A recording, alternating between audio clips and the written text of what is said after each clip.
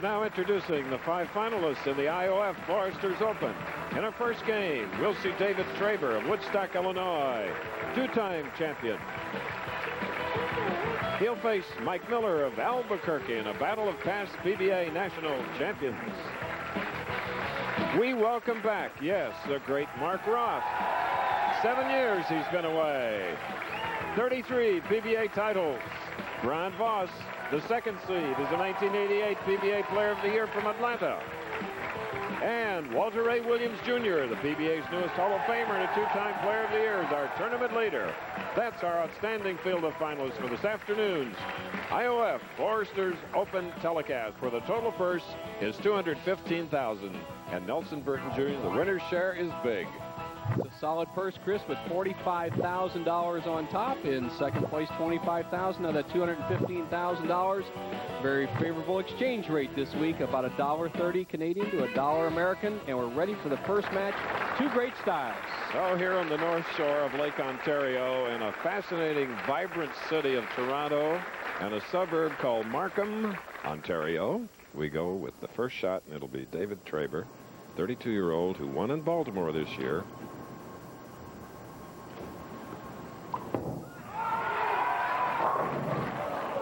Just sort of drops and lofts it out there and left the 10-pin. Chris, just a solid muscle player, David Traber, and he's done it very well for a number of years. Gets a good loft on the ball, and that's necessary for him because he has a very stiff-legged style. If he doesn't loft it out there, it'll bounce on the lane and not get the proper roll. Crashing down and rolling to cover the 10-pin. So it's a mark for David Traber. Okay, we haven't seen Mike Miller for a while, the 1991 PBA national champion. He with plenty of muscle. Another strong player, has that famed thumbless grip. Tremendous strike ball. Good 2 follow-throughs on that one. And he got it. Let's recheck that style, Nelson. Well, it's a style, Chris, that changes slightly because sometimes he uses his thumb. On his strike ball today, so far, he's no thumb in the ball. See how he curls the ball around his wrist, comes straight through. He must keep his arm close to his body or he would drop the ball. And really, you just can't sling the pins around any more than Mike Miller can when he's on. Look at this grip, hand underneath the ball. There it is. You see the thumb out to the side.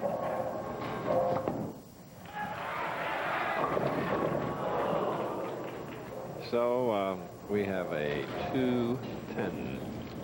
High risk, high reward delivery. He sends it a little bit wide, doesn't catch it all. He leaves the 2-10, needs to slide that 2-pin over to the area of the 10-pin to carry it out. Very common split for power players. Mike should have an idea how to get it over there. All right. Later on, you're going to see one of the great split converters, Mark Roth. Great to have him back and on our telecast. And what a shot by Mike Miller. You're right, Chris. About a 1/4 inch margin of error and 60-some feet down the lane. Miller nails it perfect in the second frame to stay even in the match. Oh, a pocket hit, a solid one. First strike for David Traber. This is our first match if you just joined us. We're at the Club 300 Bowl, 60 lanes here in the province of, well, not a province, but a town of Markham, 161,000 happy inhabitants, right next to Toronto. What a lovely city. Mm-hmm.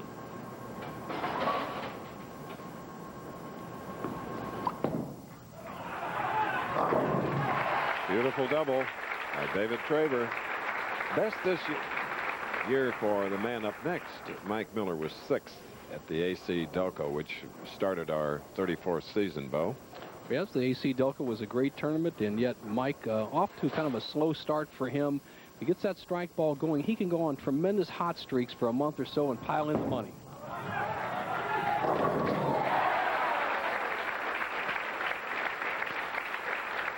All right. Wonderful beginning match here, where the winner will meet Mark Roth, whom we just talked about.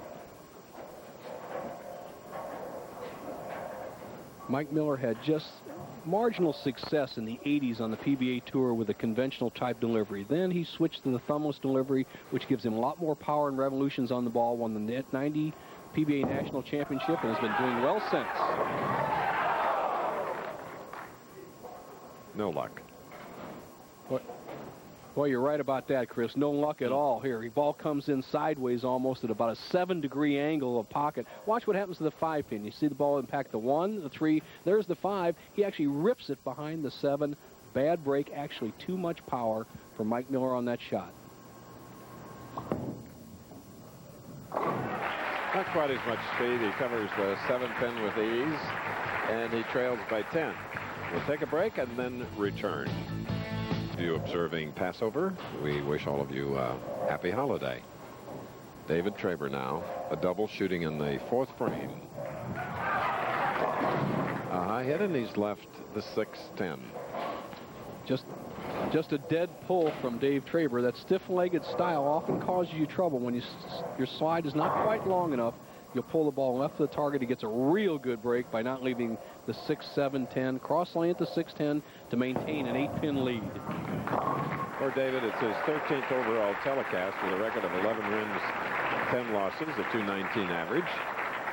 For his opponent, Mike Miller, it's his 6th and the first of 1995, but it is the 3rd for David Traber, a win in Baltimore, and he was 2nd at the Tums Classic in Windsor Locks.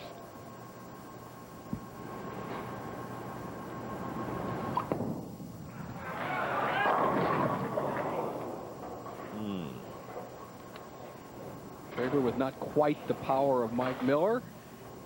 It's very important right here. It's a great shot right here of the angle that the Traber is taking in the pocket. It's important that Traber get a real long follow through to keep the ball on line and not pull it towards the target. Doesn't get quite the lift, leaves the 10. Before we went away for that commercial, we showed you the CN Tower, which was sort of a tourist item.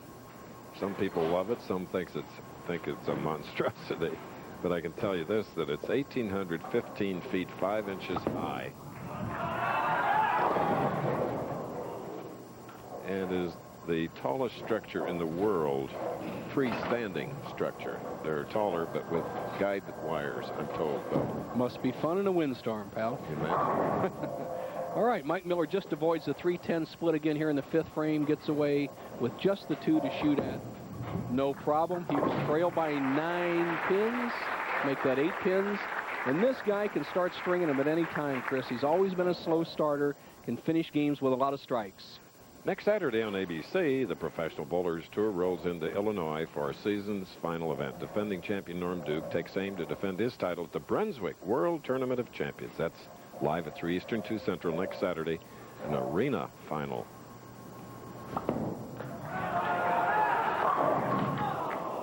Another 10 on that pesky left lane.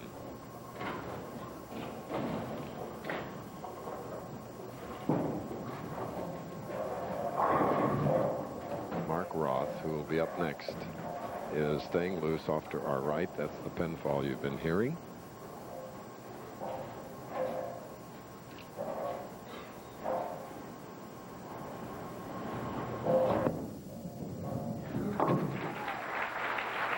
All clean thus far, passing the halfway point of the very first game of the IOF Foresters Open. 45,000 to the winner, 25 to the runner-up, 15 for 3rd, 10 4th, 5th, 8th. In other words, the loser of this game will get 8,000.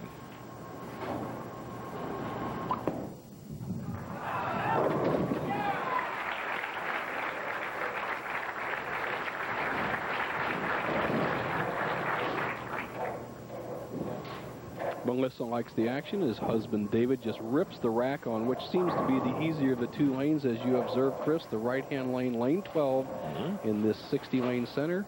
11 seems to be the key to victory. Let's see what Traber can do here in the 7th. Leads by 9, can make it 19.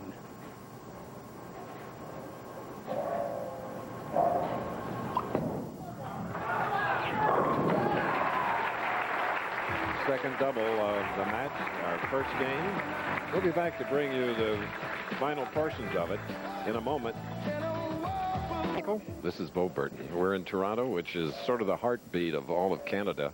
It is, for sure, its largest city, Bo. It's a beautiful town, cosmopolitan town, and very clean, and obviously had a great turnout this week, and we're ready for the last 3 frames of this key match, partner. Okay.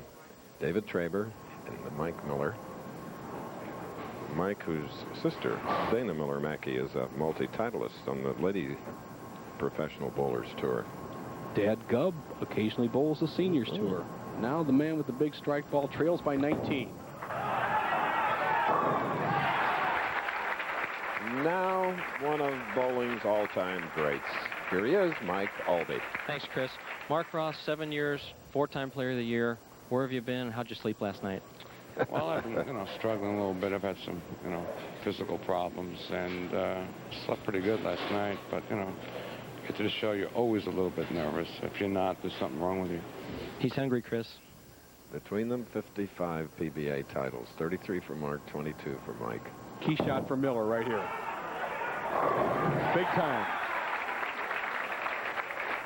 So that cuts David Traber's lead to 9 pins, and he is up with a double working shooting in the 8th frame. The PBA's new Iron Man, 70 tournaments in a row. David Traber has bowled, a far cry from Harry Sullivan's record of 239. 8th frame.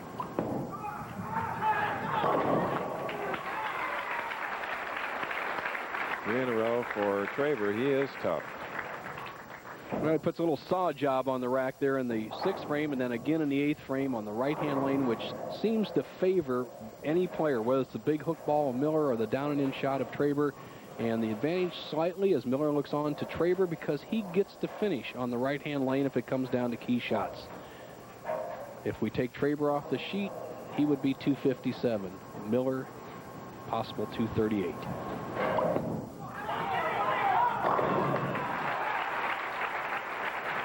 All right, tonight, get ready for a spring fling, the ABC family movie. Joyce DeWitt and Jason Hervey star in the wildest spring getaway of the season. Then, Jeff Fahey stars in an all-new episode of The Marshal. All tonight, starting at 8, 7 Central Time, ABC. Must time for Mike Miller here. Has to throw strikes in the next 2 balls. Go get him, Scout. Wow. You know, Chris, I think if I got that many revolutions, about 18 on a bowling ball like that, and hit the 1-3, I would expect a strike. As you see Mike Miller from the side, that tremendous wrist action, hand curl underneath the ball, does not get the break on the 10. And right now, he's in trouble. And with 2 PBA titles, big fan of hi-fi equipment, wants to own a store in the future. Good idea. We'll go be a customer, won't we, Bo? Well, I would. Yeah. I like his style, too, Chris. It's something to think about, especially for the younger players. If you're strong enough, you got to do some weightlifting to keep your body strong. But this thumbless style is not so bad, especially if he can put it right there. He gives himself a chance. If he can strike on the next ball, he'll be in the 2 teens and make David Traber at least show up for the 10th. Let's look at Miller one more time how he does it. He actually uses 3 fingers. He uses the middle finger, ring finger, and the baby finger, supports it with the index finger. Very strong. He said weightlifting was one of the keys to his style, but has allowed him to perform on the tour.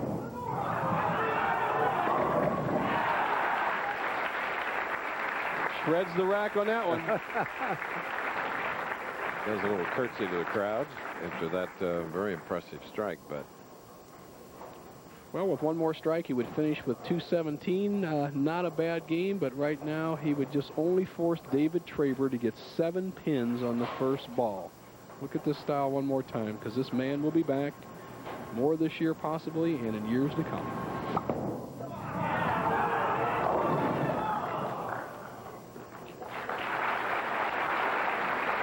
Dave Traber just needs to get 7 pins on this ball, and he wins and goes on to meet the great one, Mark Roth. When you need just 7, don't mess around. Go right for the pocket. You can't afford to go through the nose or even a bucket. Just think about strike. That's enough. so he is the winner. David Traber, who seeks his 2nd title of 1995. So we'll go along with his win in Baltimore. Way to the left of center now. Cross lane.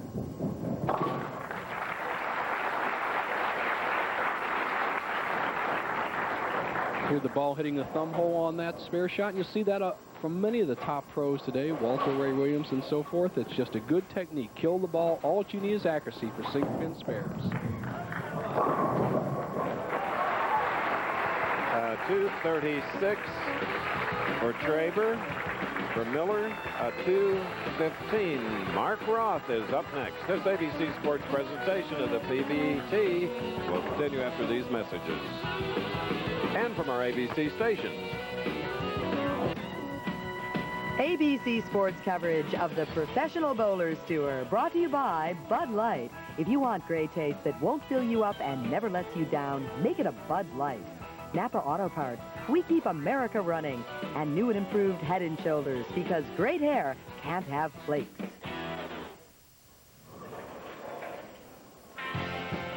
Here in Ontario, Canada, our first match was won by David Traber of Illinois with 7 strikes, 236 to Mike Miller's 215. 34th season of our Professional Bowlers Association telecasts.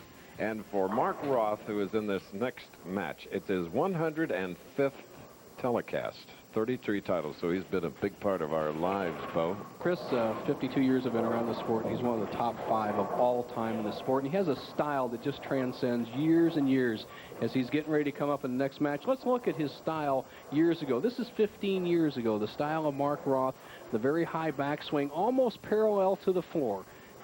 Once again, the 7-step delivery, the good solid pivot step. Now, as you look at that perpendicular swing, now back to what is much more parallel to the floor. Mark Roth has shortened his backswing. This is 15 years later. This is today. Still has the 7-step delivery. Everything in real good position. It'll be interesting to see how he performs, Chris, in his first appearance in 7 years. Listen to that applause, welcoming 44-year-old Mark Roth, whose birthday was on Monday. In here, his last win was 1987 in Buffalo. Last TV was 1988, where he was 3rd in Indy. Traber.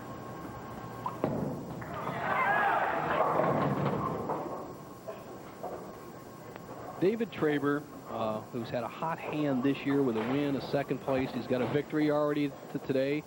Has never, ever played against a player like Roth. Here he on the opening frame on what we know is a little more difficult lane, the left-hand lane. He hits high and leaves the 3-6 spare.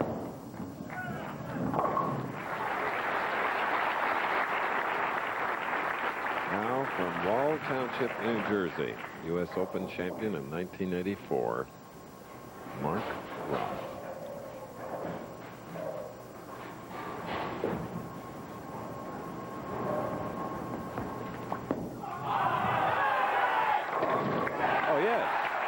Mixing it up, Nelson.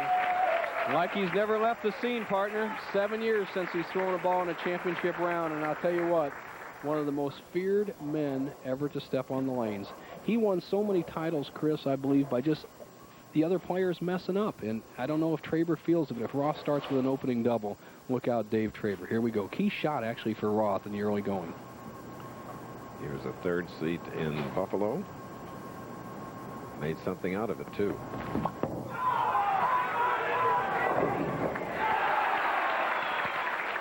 All right. Just patented Mark Roth strikes to start off. Just saws the rack, both the 1st and 2nd frames. Let's see how Traber reacts.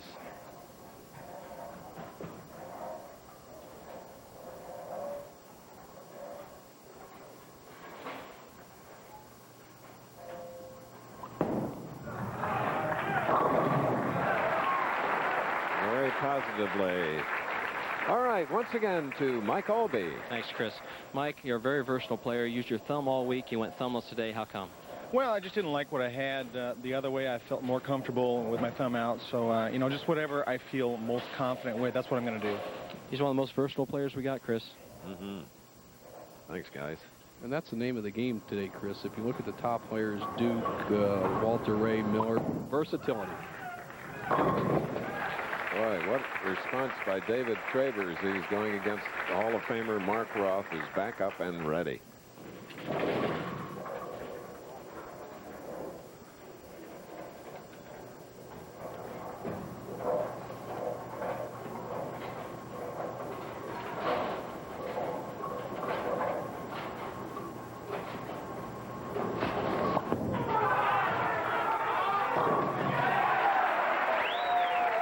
three-bagger for Mark Roth.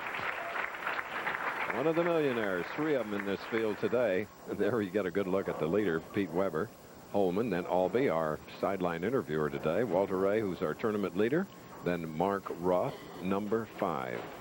A lot of that money made back in the late 60s and early 70s spent pretty well. That $1.4 million is probably about 2.8. Extrapolate a few numbers in there. Roth perfect through 3 frames. See if he can get it 4 in a row. Why not? The other millionaire, Brian Voss, in the field. We're in Markham, Ontario. Suburb standing room only crowd at the Club 300 Bowl. David Traber put together 3 in a row, and he better, because his opponent, the Hall of Famer Mark Roth, has 4 in a row. This our second game. Traber getting into it by defeating Mike Miller 236-215. Traber with one of the interesting statistics in championship round play. In his 12 championship rounds, he's either won the tournament or was defeated by the tournament winner. Pretty interesting. Think about that. 12 times he either won the tournament or the man that defeated him won the tournament. Right now he can even this match up, 5th frame.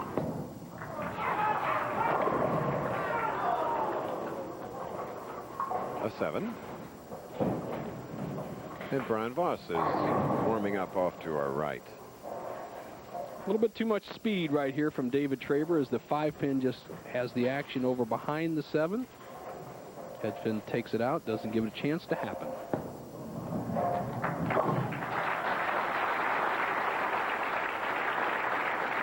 David Traber, a very, very cool performer.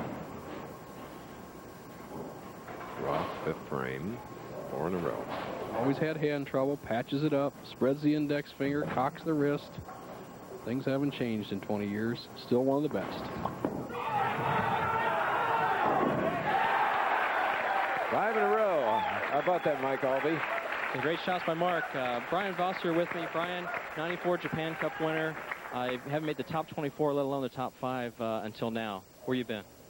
Well, I suffered a herniated disc at the last summer, and that was like a 4 or 5 month setback. You know, I not only lost a lot of practice, but I wasn't in competition. When you start doing that, you know, you lose confidence, but it's been a good week. It's going real well, up and down week for him, but he finished strong, and I think he's going to carry it into today. Okay. Here's a man who's quickly regaining his confidence if it was ever lost. Mark Roth.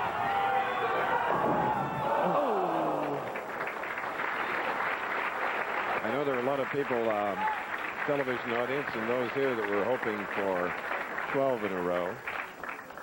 Here's Roth. Watch the great arm swing. Inside out swing, wrist behind the ball. Solid 10. After starting with 5 in a row. Roth missed a 10-pin last about 1967. Good line, Nelson.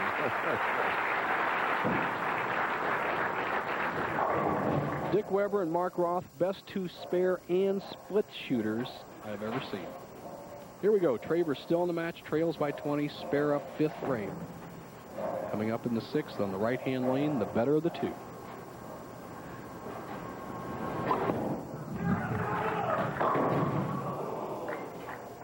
Disappointment leaving the 10 on the right. Incidentally, Mike Albee finished 7th in this championship. John Mazza, 6th.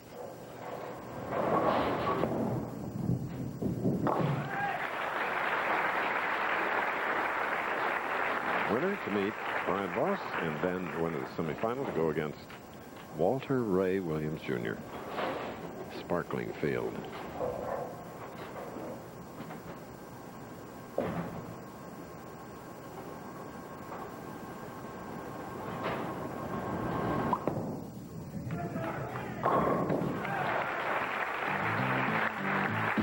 Seventh frame strike for David Traber, who won the first match over Mike Miller, 236-215.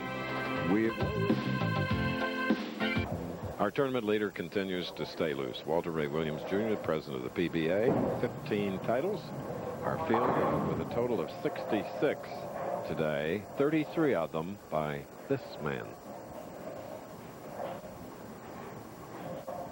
Mock leads by 21, 7th frame. He started with 5 strikes in a row and left a solid 10 in the 6th.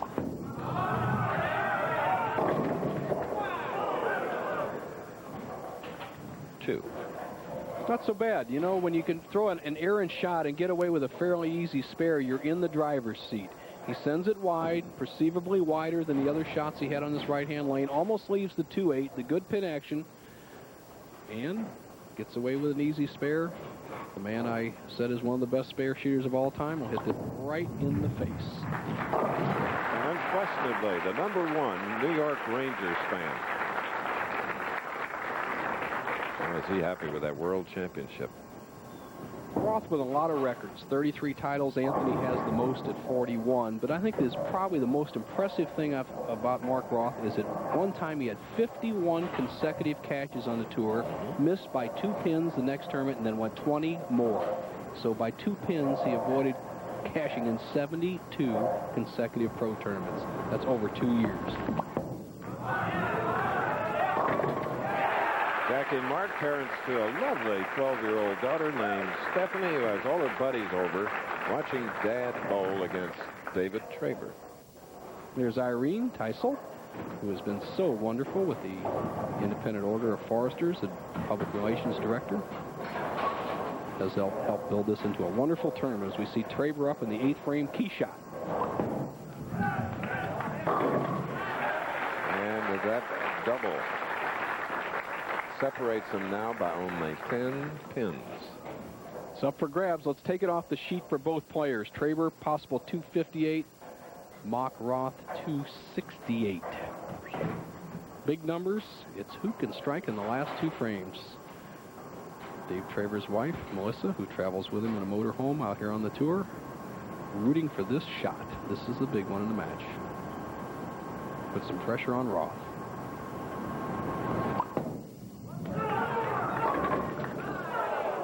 Again, a 10-pin on the left lane. Dave Traber's main weapon in his arsenal is speed, in speed control. On the 2 10-pins he's left on the left-hand lane, he just threw the ball a little bit too hard, didn't finish enough to carry. All right. 187 through 8, spare up in the 9th, and Mark Roth now with a strike in the 8th, shooting in the 9th. Always been a good closer, and this is where he needs his big shot in the 9th frame. He can avoid any pressure in the 10th with a strike here.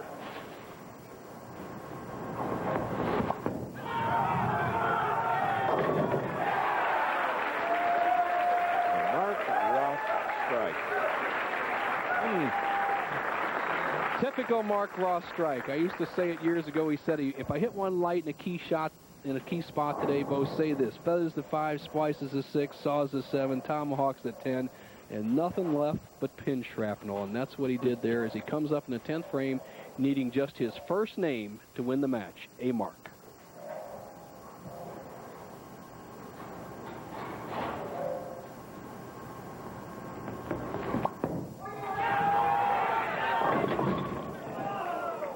Again at 2.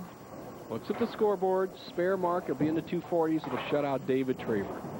Mark, who uses very tight finger holes, a very tight thumb hole, has always had hand trouble, but that lets him hold the ball very loose and allows him to perform in the pressure with a good wrist action. Only needs to knock over this single pin to win the match and go on to meet Brian Boss in the semifinal.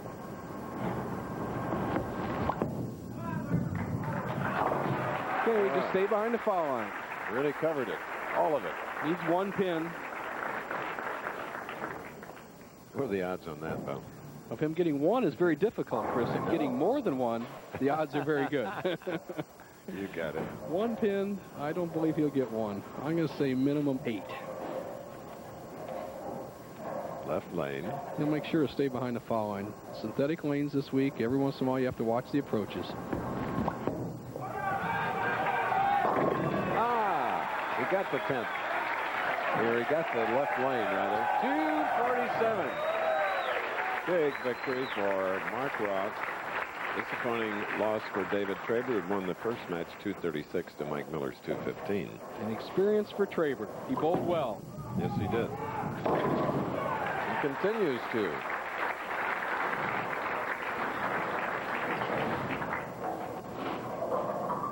So it'll be 10,000 on Traver.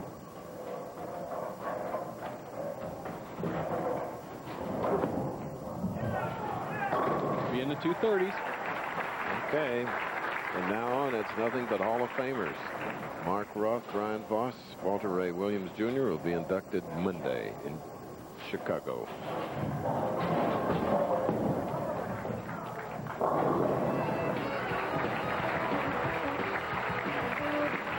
Okay, the Choice Hotels tip of the week features an approach change from John Handegard. Here it is.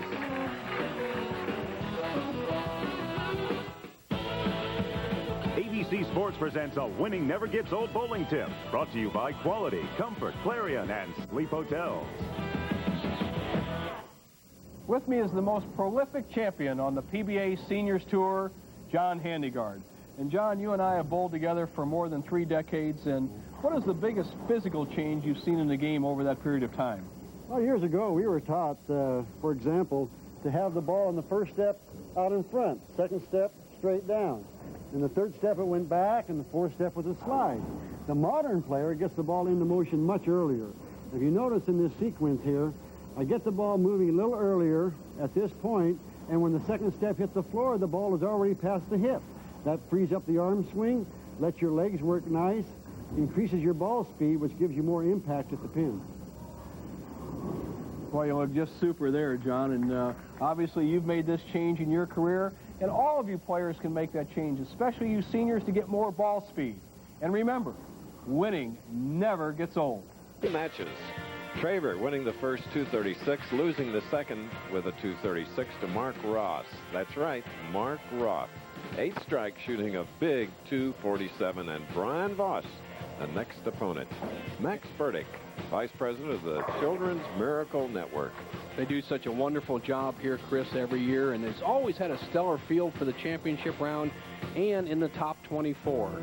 As we look at some of the players that graced that field this week in a warm-up for the Brunswick Tournament of Champions, there's our defending champion, Mike Edwards. Jason Couch could saw him up. How about Parker Bone III? Solid player. Doug Kent. Paul Kaler, we saw him with 16 strikes in a row last week in the U.S. Open. Brian Goebel, one of the top-ranked players in the world. Rockin' Ryan Schaefer. His sister Karen plays on the LPBT Tour. Marshall Holman. Rich Abood, last spot in the Tournament of Champions next week. The big guy, big bad Dennis Jakes. Rounding out the top 24, Don Johnson's son, Jimmy. And the big one next week, 14th stop, the Brunswick World Tournament of Champions. A field of 59 plus 5.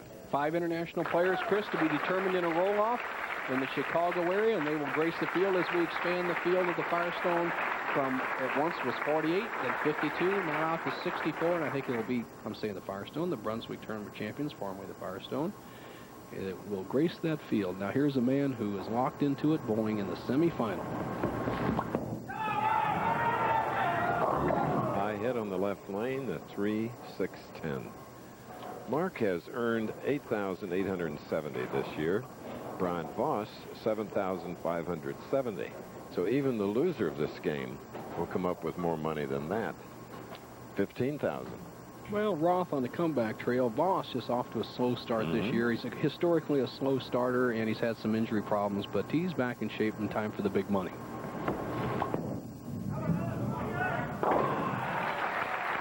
Two of the all-timers head-to-head to be followed by another one, Walter Ray Williams Jr., and all members of the Brunswick staff. One of our sponsors on the tour. Now here's Voss, who is really one of the great technicians of the game. Classic style, physically tremendously strong, but he's so smooth.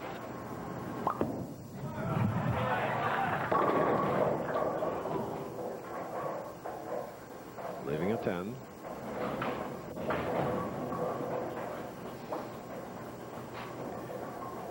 Here's a nice smooth opening shot by Voss, who plays a little bit more hook than his opponent Mark Roth. Doesn't get the love tap on the 10. Players at this level seldom, if ever, will miss a corner pin on the right-hand side.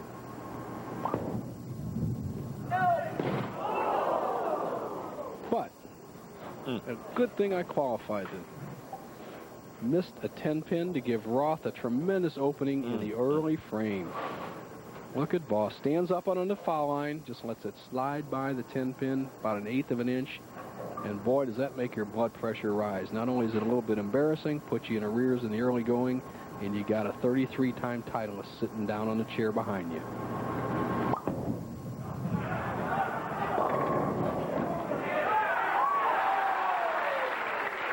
All right, our scout came over and took out that 10-pin bow in the second frame for Brian Voss.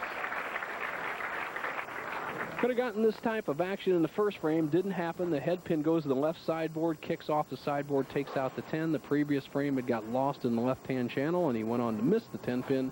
Now let's see if Roth can get it going in the second game. Another 2 for Mark. People always ask me, what makes Roth so good? First place, Chris, I think in sports, as you see his style, you cannot beat the natural. Some people are just born to do something. Roth, born to bowl. But another thing is his great rhythm of his approach and that tremendously smooth and straight inside arm swing. All right. Here's Mike Albee. Thanks, Chris. Dave, couple 10-pins from moving on. Any intimidation factor from the crowd being so overwhelmingly favored of Mark? Oh, no, they should be. I mean, Mark is just a great bowler. I tell you, it was a pleasure just being on the show bowling against him. And if anybody you can lose to is somebody like that has so many titles and so much talent that you learn to watch when you were young and watching TV, I mean, it was just great. Good week for Dave Traber. Very kind statements also.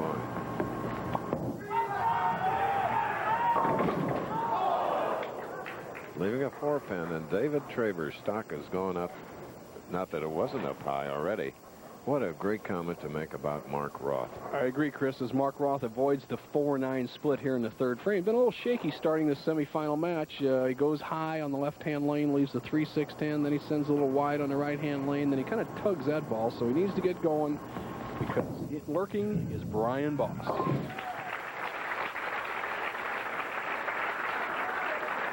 Mark shaking his head and didn't like what happened in that frame. Now, with a strike up, Brian can take a 1-pin lead.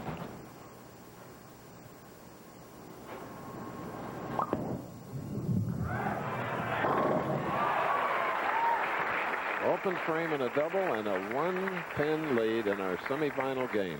Here's a man who learned to bowl at his dad's bowling center in Anchorage, Alaska. Just a classic style, Brian Voss. Look at everything in perfect position. Look at this. Now watch the action of his left arm as he comes through, pulls his right shoulder just in line with the target. And that's the kind of style, if you have a young child and want to teach him to be great, emulate that. Everything square to target.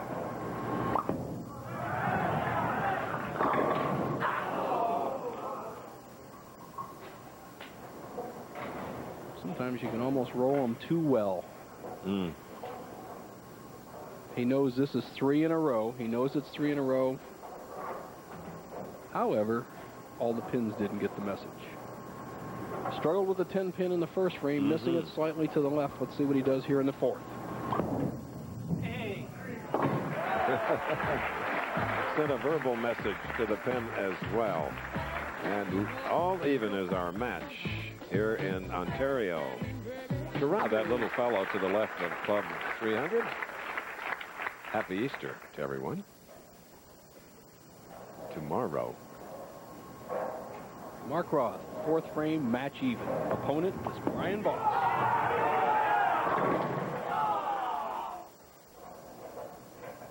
It's enough to shake your hand. Roth looking at a couple of things. First time he accelerates his arm swing, which is his trademark on that particular shot, but he shot a bad rack, Chris. I looked down there as the ball was entering the pocket. The 3-pin was a little tight. Mark not recognizing that something had just kind of slipped by him. He would have normally carried the 10 if that 3-pin had been just a little bit wider. He was entitled to a re-rack, didn't take it. Now he must settle for the spare.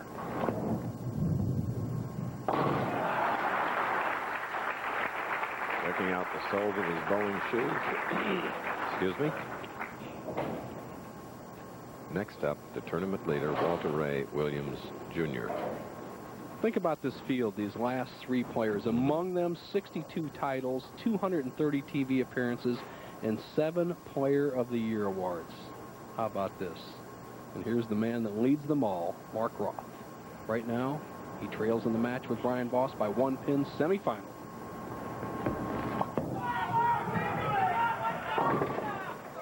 Again, that 2-pin. I think more 2s than I've ever seen. I agree, Chris. They don't want to go high. Roth making a little adjustment on the left-hand lane. We noticed in the first match that it was the key to victory. Roth hit it very well in the second game. We have a little oil carry down on the synthetic lanes. Mark's been a little high, a little light. Just needs another shot to feather it in there. Hopefully he's still close in the match, which he will be, as Voss has not zeroed himself. Coming up next on ABC's Wide World of Sports, Christy Yamaguchi, Victor Petrenko, and a galaxy of skating stars take the ice. It's the grand finale of the Fresh Look World Challenge of Champions Plus, a key prep race for the Kentucky Derby as NASDAQ presents the Wood Memorial. A Canadian horse, Talkin' Man, may be the favorite.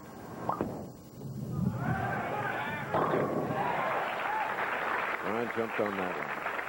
All spares, 6 frame. Excuse me, he had a double second and third and a strike in the 5th. Chris, a point that we've always noticed with Brian Voss is not only his main weapon is his physical strength, but he's such a good patient player. Doesn't try to force things. He's shown that so far in this match. He's had every ball around the pocket for 5 frames, hasn't panicked, and he only leads by 2. However, with a double here, he can make it 12.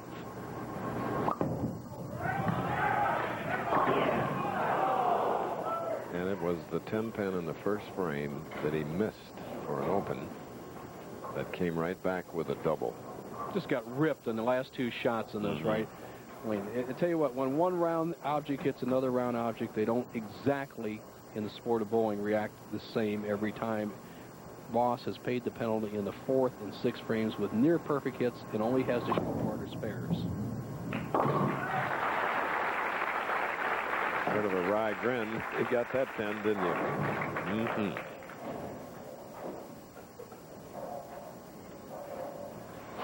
Butch Soper, our statistician, as usual today, made some money. Well, Roth with a reprieve. Hasn't struck in 5 consecutive frames, and he's still in the match. At 8 strikes in his victory over Traber, 247 to 236. Here's another winner, Mike Albee. Thank you. Walter, 15 out of 16 match play victories yesterday. Good omen to lose that last one or not? I don't think it really matters, but I don't know, having a streak like that's pretty hard to overcome sometimes. But I've been bowling pretty well this week. I'm looking good. I'm looking forward to whoever I bowl this next match. All Player of the Year's left. 1 match for Walter. Mark Roth. Strike up.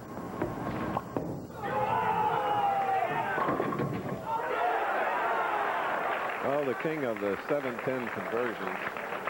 He took out the 10 both, so it's single 7. Well, he can make the 7-10, as we well know. As you see him hitting light in the pocket, it really makes a good adjustment. He's been around the hole, and then puts all he can get on the ball, straightens the shot out, and just doesn't get a break as the pins go flying around. Mark Roth with a spare in the 7th will only trail by 2. Interesting match. It's the semifinal of the IOF Foresters Open, Markham, Ontario, suburb of Toronto. Here's a bird's eye view. Attacking the championship pair here. He's going to try to hit that right around the 2nd arrow. He's playing more hook than the other players. It has not been rewarded as he has left his 4th 10-pin, and as our statistician Butch Soper observed, Mark Roth has really been lucky that he's still in the match. Voss could have started with 7 strikes in a row, yet with this conversion he'll only have a 1-pin lead with 3 frames remaining. This is the lane he missed the 10-pin on in the opening shot. Andrea in Atlanta, his charming wife, just probably sighing. And with her friends, hoping that Brian can hang on. And Jackie, Mark's wife, is saying the same thing in New Jersey. What a match, Bo. You're right. And if we have a tie match, Chris, which we haven't had this year, as Roth studies it, that favors Brian Voss. He's had 2 ties in his life. He won his first title with a 39-29 victory over Pete McCordy back in Detroit after tying at 176. He won the National that way. Mike Albee mentioned that Walter Ray had won 15 of 16 match play games. The only man to defeat him was Brian Voss, 244 to 218. PBA format features 12 games on Wednesday, 14 on Thursday, and 16 on Friday. Total them up, it's 42 games. For Mark Roth, this is his 44th.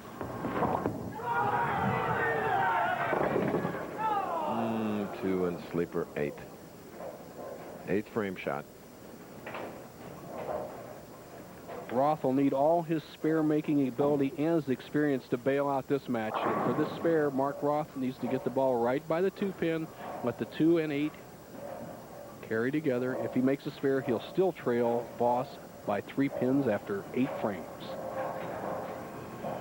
This is a tough spare on synthetic lanes. Crossing the center of the lane, a little bit more oil in the center. Sometimes it'll slide by or hang.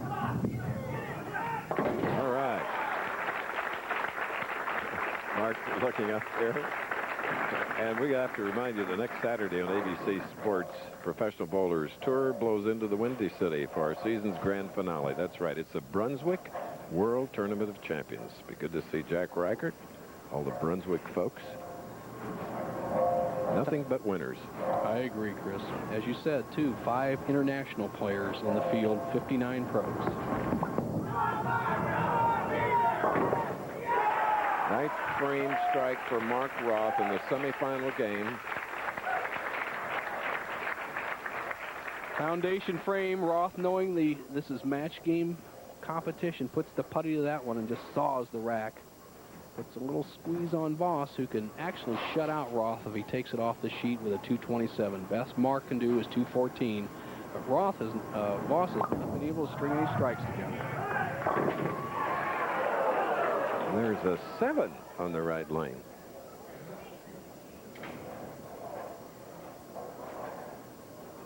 Well, Voss, this game here, if you look at the game, has just absolutely been hosed 5 shots. He's had every ball in the pocket, 4 strikes, 5 other powerful balls that did not produce strikes, 4 10-pins and a 7, and the match is up for grabs. Many of the bowlers are already in the Chicago area for the Brunswick Tournament of Champions. Johnny Campos, our tournament director, he's going to stop by Peoria because he and Janine have a young son named Andre who will be 2 tomorrow. Happy birthday, Andre.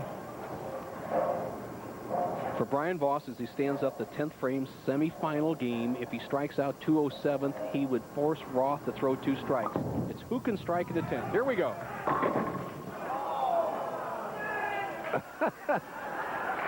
I don't blame you. Christopher, 21 years together, I've never seen a game this low with so many good shots to the hole. Brian Voss is not going to shoot 200. It doesn't mean he's going to lose the match, but with a spare and a good count, he'll force Roth to double.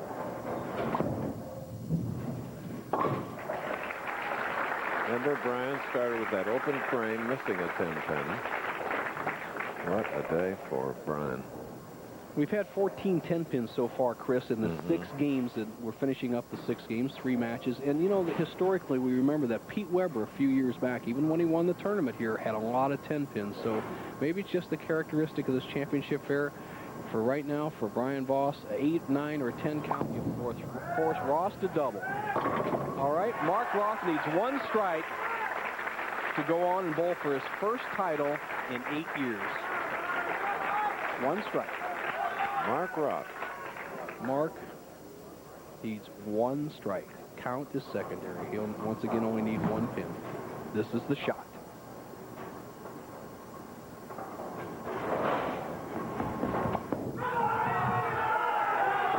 Look at that. Once a champion, always a champion. Reminds me of the day in this area, Nelson, that Eddie Arcaro and I, Eddie, a champion, came here to do a thoroughbred race. Secretariat was the winner's name, right here at Woodbine. And here's another one of those rare champions. Always good front runners, good in the home stretch. Roth just needs 7 pins to go on to meet Walter Ray Williams Jr. for the title. That's it. That is enough to win the match. Winner, Mark Roth in the semifinal. A disappointed Brian Voss. His second victory of the afternoon. Look at that. Very respectful embrace. 2 champions. This ABC Sports presentation of the Professional Bowlers Tour will continue after these messages. And a word from our ABC stations.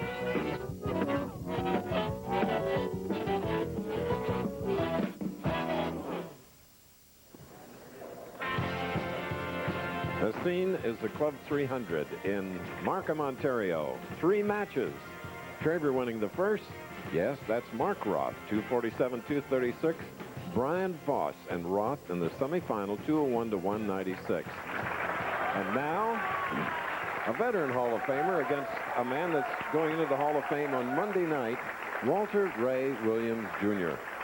Let's set the stage, Chris. Last time Mark Roth and Walter Ray met was in a championship round in 1983. And the winner of that match was Mark Roth, who went on to win the title against Ted Hannes.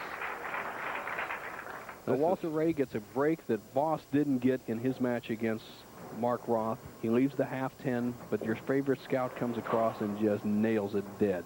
Mississauga is his name. Oh, a high hit. 3, 4, 6, 7th in. Mark, if he complains, is not a complainer. Complained a little bit about the approaches this week. He said sometimes he sticks, sometimes he slips. And one of the great split makers in the game needs to get the ball over here in this 3-6 zone and drive that 3 over into the 4-7. This is a tough shot, and you need a little luck.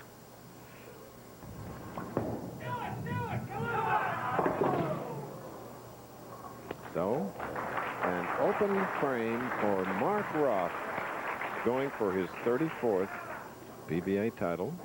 Walter Ray Williams going for his 16th.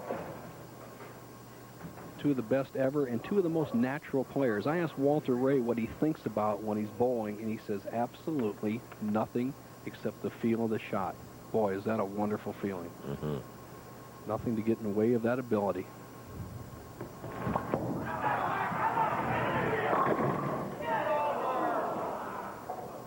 Oil carry down. Anytime you see pin action like that, where the ball slides by and you almost leave an 8-10 with Ross Power reactive resin bowling balls, this is oil carry down. What I mean, there's oil in the first 35, 40 feet, and from the bowling, it carries down the line. You see the ball skid on the pin deck, doesn't bite in the last 15 feet. There's not much you can do about it except ram the straight shot home, and that is what Walter Ray is doing in his opening shot. Advantage Williams. Open frame spare, Mark Roth. Strike in the first frame for Walter Ray. Shooting in the second of the championship match.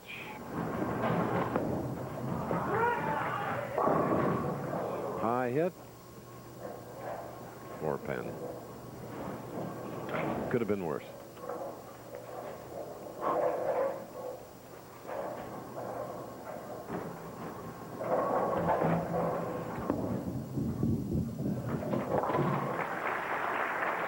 Former president of the PBA, Mike Albee. Thanks, Chris. Brian, tremendous showing. You bowled great. 10 pin away from obviously moving on. What can you take away from this tournament? I can take a lot from this. You know, it's been a long time since I've been on TV. It felt real good. You know, I felt I had a chance to win this thing. I really did. But I think you can look for me next week. He's got the right attitude. We think we will see him next week. All right. We hope so. Uncharacteristic shot from Walter Ray Williams Jr., and he's one of the most accurate players that ever graced the PBA Tour, and he just misses about 3 boards to the right. His target is about the second arrow, and he whips it out to about the 3rd board. Fortunately, he only ends up with a 2-pin spare.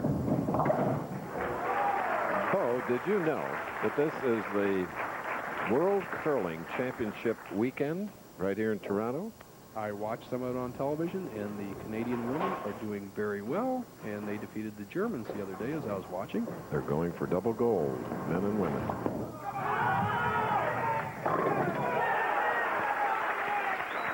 Third frame strike for Mark Roth, 3rd seed in this championship. And for Roth, an adjustment. He struggled all 10 frames against Voss and fortunately came away with a victory. Now he has made a move on the lanes. He has moved more towards the center of the lane, playing what we call the oil lane, not trying to get much hook towards the pocket. Let's see if he does it on the left-hand lane. This could be the secret to victory if it works on both lanes. He'd have something going for him because he's struggled for the last game and a half. He's in around the third arrow. Ball sets up. Looks good, Chris. A double. Now trailing by only 2 pins. Mark Roth. Today's championship trophy. Well, it stands alongside Henry Moore's large 2-form. ABC Sports coverage of the Professional Bowlers Tour, brought to you by McDonald's. Have you had your break today? Thompson's Water Seal Waterproofer, the brand to trust for all your waterproofing needs. And Splitfire, the patented performance spark plug. It only costs more until you use it. The championship match continues at the Club 300 Bowl. Walter Ray Williams, Jr. Both frame strike with a spare working. He's going against Mark Roth. 45,000 to the winner, 25 to the runner-up. Just a blueprint strike by Walter Ray there in the 4th frame as he opened with a strike, had a 4-pin. The only ball out of the pocket was in the 3rd. He's come back in the 4th. A seesaw match. Right now, Williams can extend his lead to 12.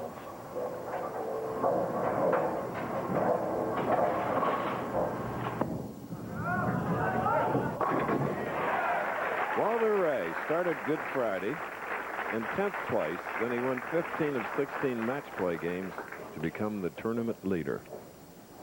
Let's see if the natural, with his experience, 33 titles, has made the correct move. He's moved to the inside line. He's playing all oil to the pocket, not much hook, trying to get away from that erratic ball reaction. Has gotten a double. He can cut the lead of Walter Ray's down to 2 pins. Flat sweep. Mark Roth, whose best finish this year was 9th last week in the United States Open. Takes guts, Chris, to win as many titles as he has won, but also a lot of guts to bowl after 7 years never bowling for a championship, to win a game, then get lost, sneak by Vian Voss, and then make a tremendous big move on the lane. He's moved at least 10 boards left with his speed, about 6 with his eyes, letting that ball slide back in the pocket, and he's right back in the match. He can take the lead with a strike here in the 6th.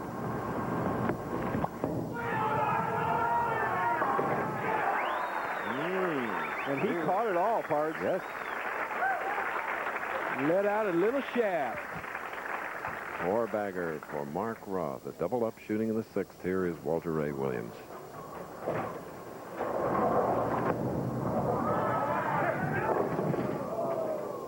Two for 5. Wow. No wrist. You're right. No wrist. Didn't catch it all. Isn't that amazing how that happens, Walter, when you're bowling a guy with 33 titles? Walter, with a straight shot, is just going to try to get the ball to dissect the 2, 4, and 5 straight through. And with 22 second-place finishes, last year's 7 title shows, 2 fifths, a fourth, a third, and 5 second places. To clarify that, no wrist. A bowler must keep his hand underneath the ball and snap through the ball in an upward and inside-out motion. That's where you get the count.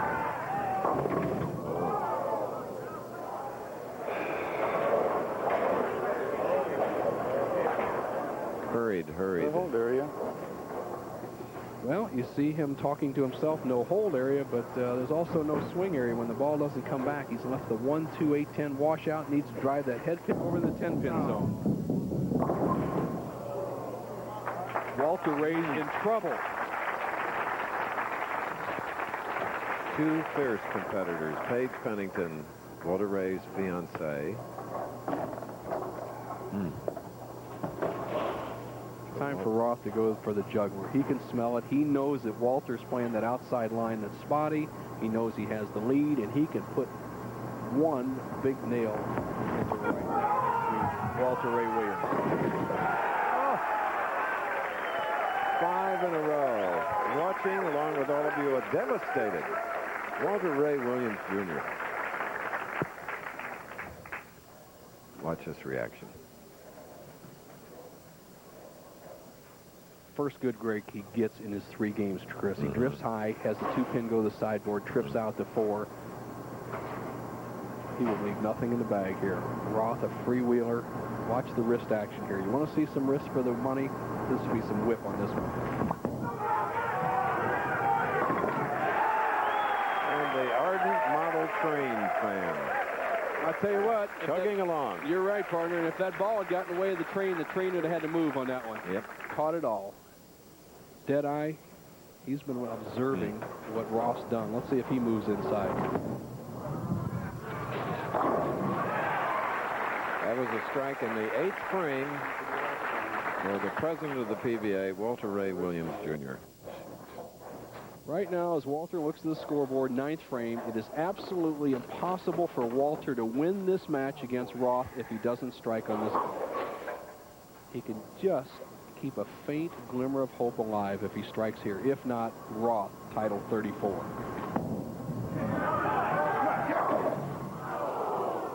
Walter Ray, 4th telecast this year. He's had a 3rd, a 4th, and a 5th.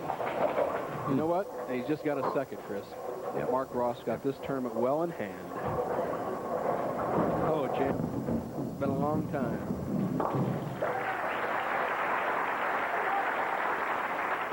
Chris, a little sidebar story. We had a tremendous auction here at the tournament last night. Is Craig Charity. That's a wonderful name. Auctioned off a lot of the players, bowling balls, and equipment, and raised over $3,000 for the Children's Miracle Network. As we watch this fella take a victory lap in title number 34. All this in the Independent Order of Foresters Championship and fraternal organization, more than 1 million members, headquartered in Toronto. Question I'd like to ask Mark Roth, if he dreams starting 1995 that the newspaper headlines tomorrow will read Roth is back, wins title 34. I don't know if even he would believe that. Well, sort of timely to go along with his favorite team's world championship, the New York Rangers. Yeah, you can pass the puck in that sport, pal. That's right. There's no passing that bowling ball. It's all your own ability, what God gave you and what you've worked on. This man deserves every bit of it. He lost his confidence. He got his confidence back. I talked to his wife, Jackie, last night. She says Mark has been practicing, lost weight, started training, and now he's back in the winner's circle. Mark Roth got a 247 to David Traber's 236, then a 201 to Brian Voss's 196. So 34th title. First 33, I never saw a tear in his eye. Look at him, Chris. That's a different Mark Roth. You appreciate those victories at age 44.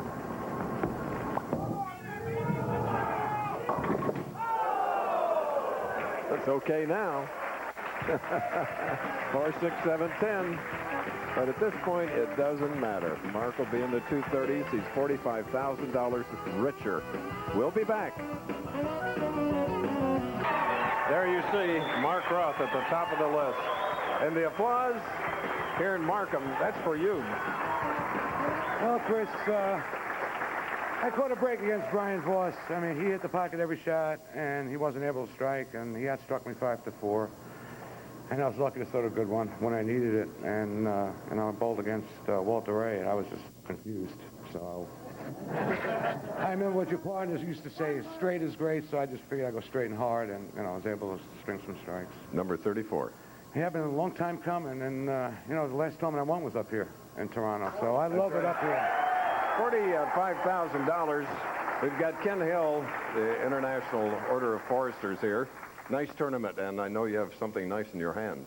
Well, I sure do. Congratulations, Mark, on your 34th victory. It was a fine performance. On behalf of the IOF Foresters and its over 1 million members, it's my honor to present you with a check for $45,000 U.S. I'd like to thank IOF Foresters, a great sponsor, a great cause, and they do a great job. Thanks so much. And for Markham, wonderful area, here is the mayor, Don Hill. Congratulations, and the first and 7, but boy, way to go. Congratulations from the people of Markham. Thank you. I think Stephanie had a good party back in New Jersey, and Jackie, we got about 10 seconds. I definitely hope so. I know I had a great time, so they did. See you at the Brunswick. Yes.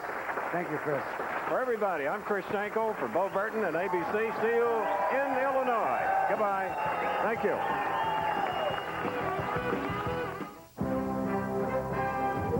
This has been a